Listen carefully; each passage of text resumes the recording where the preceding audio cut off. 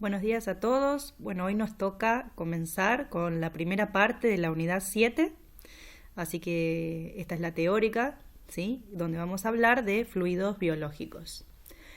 Hay algo que nos gustaría recalcar y es todo lo que ya fuimos viendo a lo largo de la cursada y que nos va a servir como fundamentos para comprender muchos de los procesos biológicos asociados a nuestros fluidos biológicos como son la sangre y la orina. Fíjense que nosotros fuimos avanzando en los niveles de organización de la materia. Empezamos por un nivel subatómico, luego hablamos de átomos y de moléculas y hasta de biomoléculas y el metabolismo en el cual estas biomoléculas estaban involucradas y cuáles eran los niveles celulares en donde estas moléculas intervenían. Y hoy vamos a estar hablando ya a nivel tisular y vamos a estar englobando todos estos niveles estructurales de organización de la materia en los fluidos biológicos que vamos a ver en estas dos próximas teóricas. Vamos a hablar primero de sangre y para hablar de sangre tenemos que definir qué es la sangre, ¿no? La sangre es un fluido biológico que circula internamente a través de los vasos sanguíneos. Nosotros sabemos de que este es un tema que ustedes también van a ver en Anatomoficio, pero lo que nos gustaría recalcar es que nosotros vamos a estar hablando de los aspectos físico-químicos de este fluido biológico. Es decir, vamos a ponernos los anteojos de la materia física y química biológica para entender diferentes aspectos de la sangre en general. Y acá les vamos a dejar algunos, términos que tienen que empezar a incorporar porque van a formar parte de su profesión de acá en adelante. Uno es la volemia. ¿Qué es la volemia? Es el volumen total sanguíneo que tiene el ser humano, que en nuestro caso son entre 4 y 5 litros, ¿sí? En un adulto. Y representa aproximadamente el 7% del peso corporal. Ahora, hay distintas situaciones en las que puede haber una reducción de la volemia o un aumento de la volemia, y en estas situaciones vamos a estar en hipo o hipervolemia. Vamos a ver algunos casos cuando empecemos a trabajar en los seminarios. Ahora, ¿qué características podemos definir de este fluido biológico? Presenta movimiento perpetuo y pulsátil, cuyo flujo se adapta a la arquitectura de los vasos sanguíneos. Fíjense que todo lo que vimos en dinámica de fluidos se aplica a este fluido biológico, ¿sí? Cuando hablamos de flujo turbulento, cuando hablamos de flujo laminar, cuando hablamos de diferentes presiones que sufren los distintos, este fluido en los distintos tipos de vasos sanguíneos. Cuando hablamos de pH, ¿sí? También hablamos de que había pH fisiológico y que la sangre era un compartimento fundamental que regula o donde regulamos, ¿sí? Este pH fisiológico. ¿Se acuerdan con el sistema pulmonar y el renal, que son dos de los sistemas que están siempre alerta para regular este pH sanguíneo? Y si no, estaríamos en acidosis o alcalosis. Y algo muy interesante es que este fluido biológico es una suspensión de células en plasma sanguíneo. ¿Sí? ¿Qué significa esto? Nosotros vamos a tener un compartimento líquido, que es el plasma, y en ese plasma va a haber disueltos un montón de solutos solubles en agua. Sin embargo, las células sanguíneas están en suspensión, no se pueden disolver en este plasma. Por eso definimos a la sangre como una suspensión de células en plasma sanguíneo. Ahora, ¿cuáles son las funciones? Bueno, nutritiva es una de las principales funciones, dado que transporta biomoléculas a todo el organismo. Respiratoria, dado que justamente tiene su función de intercambiar gases desde el nivel celular hacia el exterior a través de la circulación sanguínea. Nosotros nos llevamos el dióxido de carbono del metabolismo celular hacia el pulmón y ahí hacemos intercambio gaseoso donde incorporamos oxígeno de la atmósfera y liberamos el dióxido de carbono producido por el metabolismo. Claramente, como lo definimos antes, esto regula el pH sanguíneo. Función reguladora. Claramente el metabolismo está finamente regulado a través de este fluido biológico. Sin este fluido biológico no podría haber comunicación entre los distintos tejidos, las hormonas no podrían funcionar, tendríamos dificultades para regular nuestra temperatura, o sea, hay una función reguladora muy importante en la sangre. También está la función de defensa. Nuestro sistema inmune circula a través de la sangre por células especializadas que vamos a describir en un ratito. Y la coagulación es un fenómeno también fundamental de este fluido biológico, dado que previene hemorragias. Entonces tenemos un sistema de coagulación especializado en la sangre que permite evitar posibles fugas de este fluido biológico ante eventuales roturas del sistema vascular. Ahora, todas estas funciones básicamente están, digitadas o dirigidas por la función de transporte. O sea, la sangre es un fluido que transporta todo el tiempo, o gases, o metabolitos, o células, ¿sí? O distintas sustancias disueltas en el plasma que permiten ya sea nutrirnos o prevenir hemorragias, etc. O comunicarse células con otras. Ahora, desde el punto de vista anatomofisiológico, es un tejido conjuntivo especializado líquido que circula unidireccionalmente por el espacio vascular. Y este espacio vascular, ustedes lo van a ver en detalle si no lo hicieron ya en anatomofisio, es un sistema cerrado y dual que tiene una circulación mayor o general, cuya función principal es la de distribución, y una circulación menor o pulmonar, cuya función principal es el intercambio gaseoso. Y acá les dejamos un esquemita de ambas circulaciones, ¿sí? Que ustedes van a ver detalle en anatomofisio. Ahora, desde el punto de vista de su característica como tejido conjuntivo especializado líquido, este tejido está compuesto por dos grandes componentes. Uno es el plasma, que es la mayor parte de este tejido es plasma, el 60%, y el resto, el otro 40%, son elementos formes o células, ¿sí? Estos elementos formes también son elementos figurados, se los suele llamar elementos figurados, y comprenden la fracción celular de la sangre, y están representados por tres tipos: los glóbulos rojos, también llamados eritrocitos, los glóbulos blancos, también llamados leucocitos, y las plaquetas, también llamadas trombocitos. Dichos elementos son generados en la médula ósea a partir de células madre sanguíneas en un proceso conocido como hematopoiesis, ¿sí? En la médula ósea, ¿sí?, de alguno de nuestros huesos, hay células madre indiferenciadas, es decir, que no tienen un linaje celular definido aún, que tienen la capacidad de madurar hacia distintos linajes, hacia, por ejemplo, el linaje mieloide, que va a dar lugar a glóbulos rojos, plaquetas y la serie granulocítica de los glóbulos blancos, que ya vamos a ver, y el linaje linfoide, que lo que va a dar origen es a los linfocitos, que también vamos a ver dentro de los glóbulos blancos, ¿sí? Vamos a ir uno por uno. En principio vamos a empezar por los glóbulos rojos, que representan el 99% de las células sanguíneas. Fíjense que si yo les muestro una imagen microscópica de una gota de sangre, lo que principalmente vamos a ver en el microscopio son glóbulos rojos, porque son el 99% de las células sanguíneas.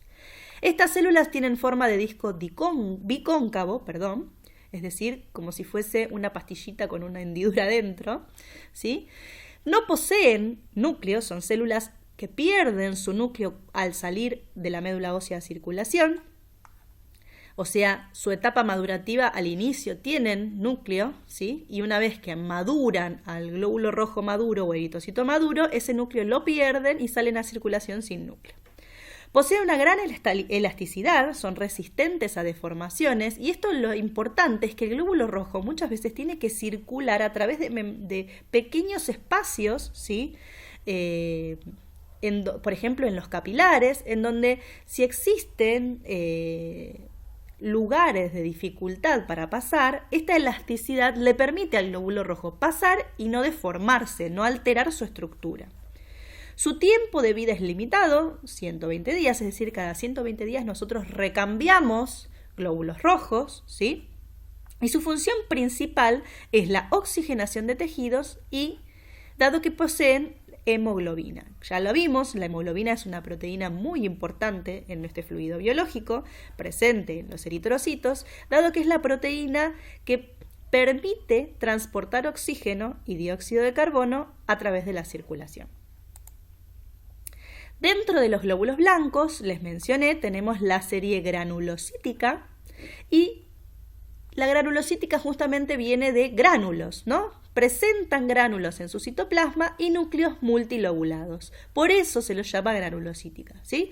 Fíjense que en esta serie tenemos 3, los neutrófilos, los basófilos y los eosinófilos.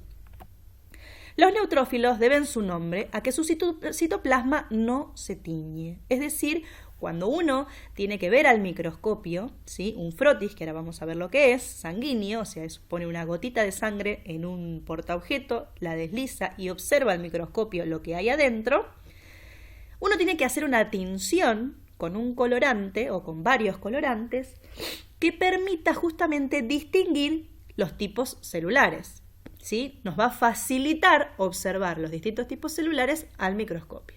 En este caso, los neutrófilos tienen la particularidad, de no teñir su citoplasma, ¿sí? Por eso se llaman neutros. Aquellas células que sí tiñen su citoplasma se debe a que sus gránulos pueden ser ácidos o básicos y tienen afinidad por colorantes básicos o ácidos respectivamente. ¿Se entiende?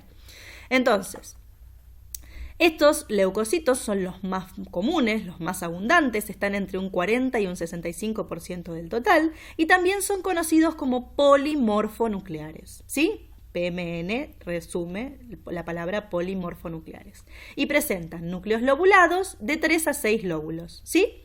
Y miden entre 12 y 15 micrómetros, ¿sí? Fíjense todas las palabras que yo estoy usando que ya hemos visto a lo largo de la materia y que ahora son aplicadas específicamente a las células sanguíneas, ¿sí? Luego vemos a los basófilos que tienen su citoplasma, ¿sí? Con afinidad a colorantes básicos, ¿sí? Por eso son basófilos. Representan solamente entre el 0 a 0,5% de los leucocitos circulantes. Tienen núcleos bilobulados en forma de S y están asociados a procesos alérgicos con un tamaño entre 12 y 15 micrómetros. Fíjense que acá tienen un basófilo, otra vez, si yo tengo en un campo visual de un microscopio, ¿sí? En un determinado aumento, veo que mayoritariamente veo a los glóbulos rojos que se ven como estos discos, ¿sí? Como circulitos que en el medio son un poquito más transparentes, justamente porque ahí está la hendidura, ese disco bicóncavo en el medio tiene mayor transparencia, ¿sí? Y alrededor se ve coloreado, ¿sí? Una tonalidad rosa, que es cómo se observan los glóbulos rojos por tener hemoglobina, ¿no es cierto? Que es lo que le aporta el color a los glóbulos rojos. Ahora este es un basófilo, fíjense, núcleos multilobulados, ¿sí? Y que tienen gránulos, ¿sí? De color azul, ¿sí? O basófilos, ¿sí? Que tienen afinidad por colorantes básicos. Los eosinófilos tienen un citoplasma con afinidad por colorantes ácidos, como es la eosina. Por eso se los denomina eosinófilos, ¿sí? Por esta afinidad que tienen por la eosina, que es un colorante ácido, que tiñe a su citoplasma de color rojo. Y representan entre el 1 y el 5% de los leucocitos circulantes, núcleo bilobulado, y también están asociados a procesos alérgicos, parasitosis o inflamaciones crónicas. Y tienen un diámetro de entre 12 y 15 micrómetros. Y acá les damos un ejemplo, ¿sí? De, otra vez, cómo se ven, ¿sí? Los glóbulos rojos. Y los ponemos también, o sea, ponemos un campo visual para que ustedes relativicen, ¿no? El tamaño que tiene un glóbulo rojo y el tamaño que tiene un glóbulo blanco. Un eosinófilo en este caso, que tiene su núcleo bilobulado, y acá todo su citoplasma con gránulos de color rojo, dado su afinidad por la eosina. Y acá, ya que introducimos, ahora después las vamos a ver, a las plaquetas, que son estas pequeñas, acá, puntitos azules, que los vamos a describir en un ratito. Dentro de los glóbulos blancos también tenemos la serie agranulocítica, es decir, que no presentan gránulos en su citoplasma, ¿sí? Y tenemos entre ellos a los monocitos y a los linfocitos. Los monocitos son precursores de todos los macrófagos tisulares, ¿sí? Cada una de estos órganos, el cerebro, el hígado, la piel, los huesos, ¿sí? Tienen sus propios macrófagos, es decir, células de la serie blanca que están interviniendo justamente en la defensa, ¿sí? ¿sí? Función fagocítica y presentadora de antígenos, es decir, están en una como función principal en la defensa, en la primera línea de defensa a patógenos que vienen a atacarnos, ¿sí? Entonces, en cada uno de estos tejidos, estos macrófagos adquieren un nombre particular. Por ejemplo, las células de microglía son los macrófagos tisulares del cerebro. Las células de Kupffer son los macrófagos tisulares del hígado. Las células de Langerhans son los macrófagos tisulares de la piel. Los osteoclastos son los macrófagos tisulares dentro del hueso. Entonces, en este caso, estos monocitos son los precursores de estos macrófagos, es decir, que cuando pasan de circulación a los tejidos, adquieren una característica morfológica definida que y obviamente funcional que los denomina macrófagos, ¿sí? Su núcleo tiene forma de riñón y su función fagocítica es presentadora de antígenos, es decir, fagocitan a los patógenos, se los comen, ¿sí? Los incorporan, los internalizan y los destruyen dentro del interior celular. Y al mismo tiempo, esta destrucción en muchas partes de los patógenos o de aquellos elementos o agentes infectivos, ¿sí? Hace que presenten algunas de las moléculas o partes de patrones moleculares de estos agentes infecciosos a su membrana plasmática. Es decir, que estos macrófagos presentan pedacitos de estos patógenos en su membrana plasmática para que otras células lo reconozcan y así activar el sistema inmune y activar la defensa frente a un determinado microorganismo. Y acá tenemos un ejemplo de un monocito en un frotis sanguíneo. Y acá hay otro. Por último, los linfocitos son las principales células del sistema inmune y representan entre el 20 y el 40% de los leucocitos circulantes. Tienen un núcleo grande, único, el citoplasma es apenas distinguible y son de varios tipos. Hay los linfocitos B, T o natural killer, ¿sí? Esto no podemos definirlo a nivel microscópico, sí se puede hacer otras técnicas para poder diferenciar unos de otros, pero bueno, lo importante es que uno puede visualmente distinguir un linfocito dentro de un frotis sanguíneo, ver bien el núcleo grande, casi sin citoplasma, más grandes que los glóbulos rojos, pero no tanto, fíjense que tienen 7 micrómetros de tamaño. Y por último tenemos las plaquetas o trombocitos, que son los elementos más pequeños que circulan en la sangre, su diámetro es aproximadamente 3 micrómetros, provienen de los megacariocitos, estos son las células que están presentes en la médula ósea, que van a liberar diferentes partes de este megacariocito, van a generar plaquetas, hay entre 150 y 400.000 plaquetas por milímetro cúbico. Otra vez, fíjense qué importante las unidades que nosotros estuvimos viendo, las unidades básicas que estuvimos viendo, por ejemplo, esto es una unidad de volumen, ¿sí? Todo lo que vimos hasta ahora en la materia les va a servir para esta segunda parte. No poseen núcleo, ¿sí? Son pequeños pedacitos de este megacariocito que se liberan a circulación y tienen la capacidad de adherirse unas a otras, facilitando la formación de coágulos, ¿sí? O sea, tienen un papel central en lo que se llama hemostasia, que es el conjunto de mecanismos que mantienen la fluidez sanguínea y detienen los procesos hemorrágicos mediante el mantenimiento del endotelio de los vasos sanguíneos. ¿Qué significa? Gracias a la presencia de estas plaquetas, el sistema de coagulación sanguíneo permite, por un lado, ser fluidos en una situación normal en donde no hay ningún problema. Ahora, cuando hay un proceso hemorrágico, estas intervienen justamente deteniendo este proceso, tratando de reconstituir este endotelio vascular que puede estar dañado, generando esta hemorragia.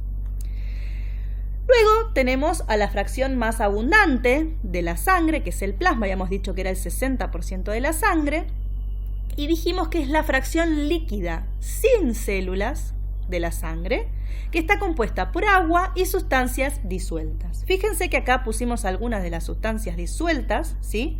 Dentro de lo que es este plasma sanguíneo tenemos que el 90% es agua y el 10% son sustancias disueltas como proteínas, glucosa, hormonas, vitaminas, gases, electrolitos, o sea, iones, sodio, cloro, potasio, y desechos metabólicos, ¿sí? Entre otros. Entonces, fíjense que todo lo que vimos hasta ahora en la materia lo podemos aplicar o lo podemos comprender desde la fisiología sanguínea. Y fíjense que el 7% de este 10%, 7% son proteínas. Proteínas plasmáticas, se las llama a las proteínas sanguíneas, que pueden ser albúminas, globulinas, ¿sí? Fibrinógenos, ¿sí? Cada una de estas proteínas tienen funciones biológicas importantes, ¿sí? Y tienen, ¿sí?, distinta concentración en sangre. Cuando uno se hace análisis de sangre, se hace un proteinograma, puede definir los tipos de proteínas que uno tiene, y definir esto también le va a estar dando una idea del estado de salud o enfermedad de un determinado individuo, ¿sí? Y fíjense otra vez, otra palabra importante, concentración, gramos cada 100 mililitros, es decir, esta concentración no es más ni menos que un porcentaje más en volumen, ¿sí? Esto que vemos acá, cuando ustedes vean un resultado de un análisis de sangre, van a poder interpretar muchas cosas a partir de esta materia. Ahora, las muestras de sangre pueden ser extraídas y dispensadas en tubos con o sin sustancias químicas anticoagulantes.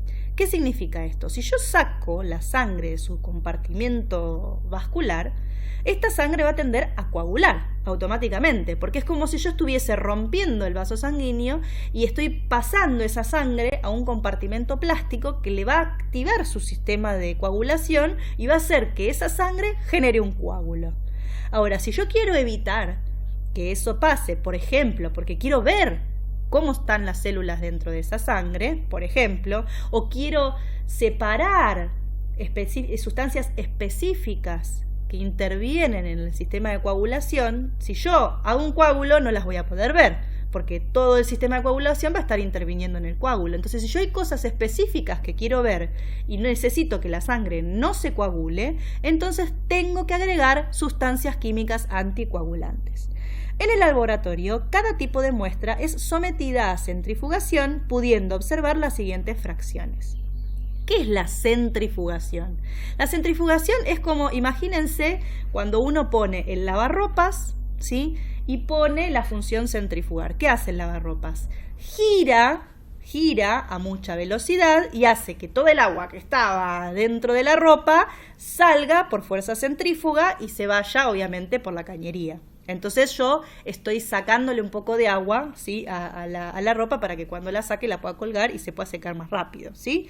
Bueno, la centrífuga es lo mismo que lo que hace el lavarropas cuando centrifuga. Es un equipo que está en el laboratorio que permite colocar los tubos, ya sea con o sin anticoagulante, los tubos de sangre, y lo que hace es permitir que esta fuerza centrífuga, cuando gire a mucha velocidad, separe en distintas fracciones, ¿sí?, dadas sus características, los compartimentos dentro de esa muestra.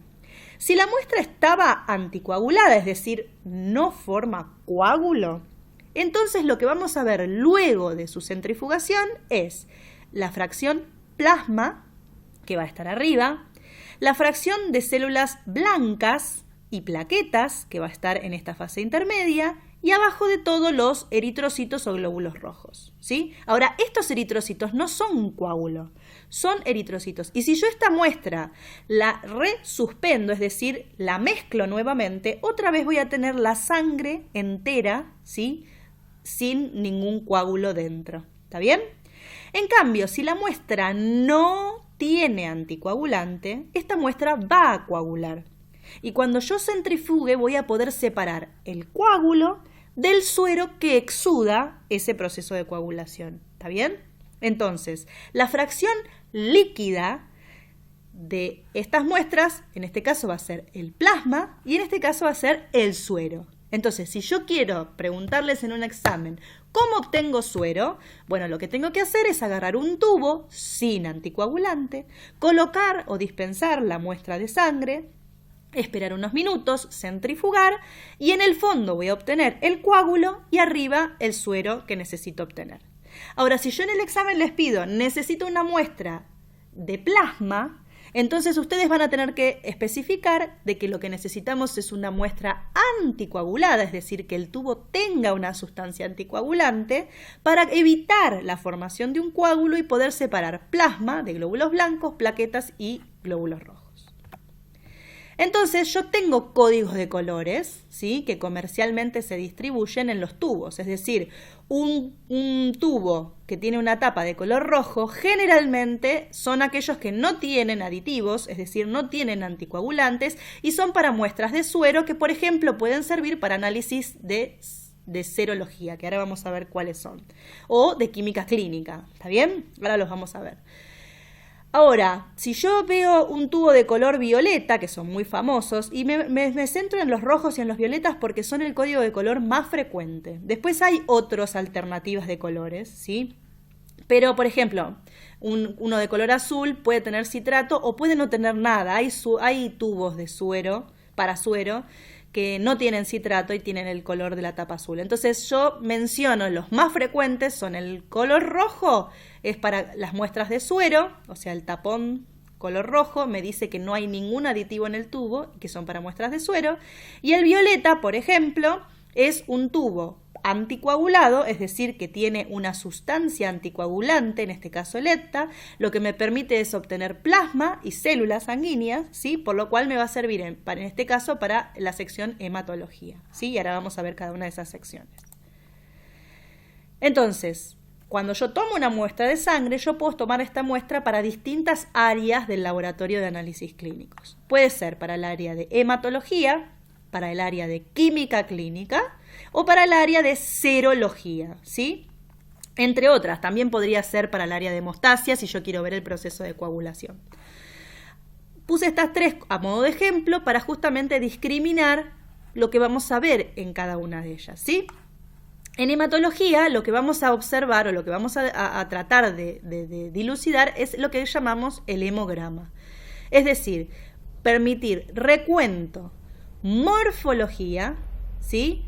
De las células sanguíneas, así como definir la cantidad de hemoglobina que tienen los glóbulos rojos y, por ejemplo, el hematocrito, ¿sí? La química clínica lo que va a estar definiendo son las sustancias que están disueltas en el plasma o en el suero, ¿sí? Es decir, me va a permitir ver sustancias en solución, ya no células, ¿sí? Las células las ven en la sección hematología. Las sustancias químicas que yo quiero caracterizar dentro de este fluido las vamos a ver en química clínica, ¿sí? Y puedo ver metabolitos como la glucosa o estado ácido-base como el pH o el bicarbonato, ¿sí? Y esto suele hacer un equipo que se llama autoanalizador. En cambio, la hematología lo que hace es un frotis sanguíneo para justamente ver las células al microscopio. ¿Se entiende? En este caso vemos células, en este caso vemos sustancias disueltas. Ahora, la serología es un área específica del laboratorio que permite conocer la presencia de anticuerpos, o sea, trata de evaluar procesos infecciosos, ¿sí? En hematología, acá les damos algunas características de lo que definimos como hemograma y cuáles son los valores normales, por ejemplo, de glóbulos rojos para mujeres y hombres, de hemoglobina para mujeres y hombres, del hematocrito, que es la porción entre los hematíes y el plasma sanguíneo, ¿sí? Los índices eritrocitarios, que esto lo van a ver seguramente detalladamente en Anatomoficio. Todos estos índices lo que me van a decir es qué características tienen los glóbulos rojos, porque dado que cuando ustedes vean patologías sanguíneas van a ver que hay ciertas anemias que son debidas a la falta de alguna sustancia como puede ser el hierro o alteraciones genéticas que cambian, ¿sí?, la morfología de estos glóbulos rojos, cambian la concentración de la hemoglobina, ¿sí?, de cada uno de los glóbulos rojos. Entonces, todos estos índices lo que me permiten es justamente definir situaciones de anemias, por ejemplo, ¿sí? Leucocitos, que lo que me van a estar diciendo, lo que me van a estar hablando es cómo están nuestras defensas circulantes, es decir, si hay algún proceso patológico, puede ser una infección, puede ser un cáncer hematológico, ¿sí? Entonces, conocer los leucocitos también nos va a dar estado de situación de un paciente, y las plaquetas claramente porque son fundamentales para los procesos de coagulación. Y tenemos, así como tenemos los niveles absolutos de cantidades, también tenemos formas relativas de definirlo, por ejemplo, en porcentaje. Fíjense, gramo decilitro, ¿sí? Número de células, ¿sí?, por unidad de volumen. Fíjense, todo esto, millones de células por milímetro cúbico, no es más ni menos que una forma de concentración, ¿sí? O gramos por decilitro de hemoglobina. Gramos por decilitro es una forma de concentración. Fíjese lo importante que es conocer esto, ¿sí? De la concentración para definir parámetros hemodinámicos o hematológicos.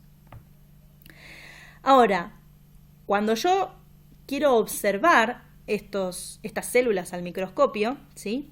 Porque, digamos, el hemograma va a permitir contar las células, va a permitir definir la proporción de células o los índices eritrocitarios. Ahora, si yo quiero, además de conocer esos números, esas concentraciones, quiero observar las células en el microscopio, yo tengo que hacer un frotis, que permite visualizar los elementos formes en el microscopio.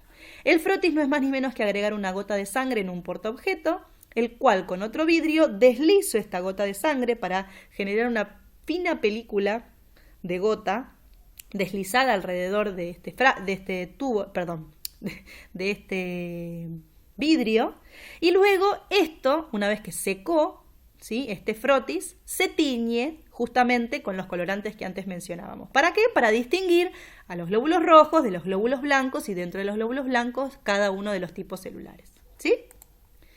Ahora, ¿qué hace la química clínica? Y bueno, puede analizar numerosa cantidad de sustancias disueltas. Por ejemplo, ácido úrico, proteínas de la sangre, enzimas, glucosa, colesterol, proteínas urinarias, porque no solamente mide sangre, sino que mide también orina. Lo vamos a ver en la segunda parte de la teórica la semana que viene. Puede ver electrolitos, es decir, iones, sodio, potasio, cloro, litio, magnesio, ¿sí? O puede ver otras, digamos, determinaciones especiales, por ejemplo, la CK o, no sé, la GGT, la lactato deshidrogenasa, la colinesterasa. Son todas enzimas que dan indicios de que si están presentes muy elevadas en circulación, algo pasó. Por ejemplo, en un infarto hay algunas enzimas cardíacas que empiezan a liberarse por haberse infartado el corazón al sistema circulatorio, que no tendrían que estar en circulación. Entonces, si yo las detecto por química clínica, voy a estar diciendo, bueno, este paciente se infartó. ¿Sí? Fíjense lo importante que son los análisis de sangre para definir situaciones patológicas. Por último, en este caso vamos a definir el área de serología, que lo que busca principalmente es detectar procesos infecciosos, actuales o previos. Es decir, yo puedo querer ver si tengo inmunidad, o sea, si alguna vez tuve contacto a un patógeno y mi sistema inmune generó anticuerpos, por ejemplo, ¿sí? Entonces, como dijimos, puede diagnosticar una infección previa o una infección activa y puede determinar si es inmune una determinada persona a una reinfección por parte de un microorganismo, ¿sí? Y esto, fíjense que es un área que hoy en día está a pleno, porque hoy tenemos un microorganismo como es el virus del COVID-19 que está infectando a gran número de la población mundial. Entonces, en los laboratorios de todo el mundo, esta sección está siendo fundamental porque no solamente quieren detectar al virus en particular, sino también quiénes de los que estuvieron en contacto con el virus pudieron generar anticuerpos, ¿sí? No solamente para saber si esa persona está cursando con la infección de COVID, sino si ya tuvo tal vez contacto con el COVID y nunca lo detectó. Por ejemplo, los famosos portadores asintomáticos que se hablan en la tele. Hay muchas personas que tuvieron contacto con el virus, que generaron anticuerpos, pero nunca se enfermaron, nunca manifestaron estar enfermos. Bueno, uno por estos análisis de sangre puede detectar si alguien tuvo contacto con el bicho por la presencia de anticuerpos en sangre. O bien, también puedo estar queriendo controlar si una vacuna, por ejemplo, fue efectiva. Es decir, yo, el proceso de vacunación, voy, me vacuno y lo que estoy queriendo es entrenar a mi sistema inmune a generar anticuerpos para que cuando venga la verdadera infección yo estar preparado. Entonces, muchas veces lo que se hace es controlar por serología, si nuestro organismo produjo anticuerpos luego de ser vacunado, que muchas veces, en muchos casos, no ocurre y en las personas que no son capaces de generar anticuerpos, hay que ver por qué y hay que tener alerta, ¿no? Porque ante situaciones de posibles infecciones no están protegidos. Y algo que se suele determinar también en el laboratorio de serología son antígenos, o sea, no solamente los anticuerpos, sino también los antígenos, es decir, las moléculas hacia donde los anticuerpos van dirigidos, ¿sí? Las moléculas que suelen estar en las células o en los microorganismos o en las células de nuestro propio organismo, ¿sí? ¿Y por qué digo células de nuestro propio organismo? Porque este fundamento es muy importante a la hora de las transfusiones. Las transfusiones no tienen nada que ver con los procesos infecciosos, o al menos eso intentan, ¿no? Teniendo un banco de sangre muy controlado de agentes infecciosos. Ningún individuo debería contagiarse de ningún microorganismo o ninguna infección por ser transfundido, porque si no estaría fallando justamente el banco de sangre, que controla muy bien a todas las bolsas de sangre que se pasan a los pacientes, ¿sí? Pero lo que también deben controlar son los antígenos biológicos característicos de cada individuo. Es decir, los eritrocitos tienen, ¿sí?, antígenos en su superficie. ¿Se acuerdan que cuando vimos membranas plasmáticas vimos que había diferentes biomoléculas distribuidas a lo largo de la membrana plasmática, que estas biomoléculas podían ser glicoproteínas, diferentes tipos de lípidos, teníamos un abanico de múltiples biomoléculas presentes en esta bicapa fosfolipídica. Ahora, los eritrocitos tienen ciertos antígenos que son genéticamente definidos, ¿sí? Alguien que tiene que es del grupo A, ¿sí?, del grupo sanguíneo A, tiene en la membrana plasmática de sus glóbulos rojos lo que se llama antígeno A. Aquellas personas que son del grupo B, grupo sanguíneo B, tienen en su superficie antígenos B, que en este caso los pintamos de color verdecito. Aquellos que son grupo AB tienen una combinatoria de los dos tipos, ¿sí?, de antígenos, de A y de B. Y aquellos que tienen grupo 0 son aquellos que no tienen ningún antígeno de estos que nombramos en su superficie, ¿sí? Entonces, ¿qué sucede con el sistema inmune de esos organismos? Bueno, una persona que es del grupo A no va a generar autoanticuerpos, porque si no estaría destruyendo sus propios glóbulos rojos. Entonces, una persona que tiene antígeno A en su superficie de los glóbulos rojos tiene la capacidad de generar anticuerpos frente a otros. Por ejemplo, el anti-B, los antígenos B. Una persona que es del grupo B le va a pasar lo mismo, pero con los antígenos A. No va a generar anticuerpos para B porque en su superficie tiene B, pero sí puede producir anticuerpos anti-A, porque en su superficie no la tiene. En cambio, los grupos AB, como tienen los dos tipos de antígeno en su superficie, no generan ningún tipo de anticuerpo o inmunidad frente a estos antígenos. Y los del grupo 0, todo lo contrario. Al no tener ningún antígeno en su superficie, son capaces de producir ambos tipos de anticuerpos, ¿sí? ¿Quiénes son los que producen estos anticuerpos? Como dijimos, los glóbulos blancos, ¿se acuerdan? Ahora, cuando yo tengo que definir en una muestra qué antígenos hay en su superficie, lo que tengo que hacer es un proceso de aglutinación con un reactivo, ¿sí? Entonces, yo agarro, imagínense, esta columna, ¿sí?, es un vidrio, ¿sí?, como el del portaobjetos que vimos para hacer el frotis, en donde coloco 1, 2, 3, 4 gotas de sangre, ¿sí? Y lo que coloco en la primera gota no pongo nada, no pongo ninguna aglutinina, no pongo ninguna sustancia que permite aglutinar esa gotita de sangre. Es decir, este va a ser como mi control de no reacción de aglutinación, ¿sí? O sea, esto está la sangre como sin ponerle nada. Y luego en las 3 gotas siguientes voy a poner aglutininas, que no son más ni menos que anticuerpos sintéticos comerciales, ¿sí? Yo voy a poner aglutinina anti-A, es decir, anticuerpo antígeno A en la primera gota. Anticuerpo antígeno B en la segunda gota. Anticuerpo anti-AB, o sea, la combinatoria de los dos, en esta última gota. Entonces, ¿qué voy a poder definir? Voy a poder ver con estos anticuerpos si mis glóbulos rojos aglutinan. Y si aglutinan es que hubo una interacción entre este anticuerpo y los antígenos de la superficie del glóbulo rojo. ¿Y esto qué me va a permitir? Definir justamente el grupo sanguíneo de la muestra.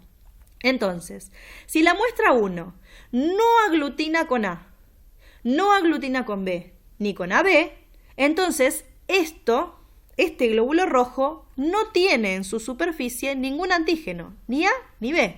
Por lo tanto, la muestra 1 es del grupo 0. ¿Sí?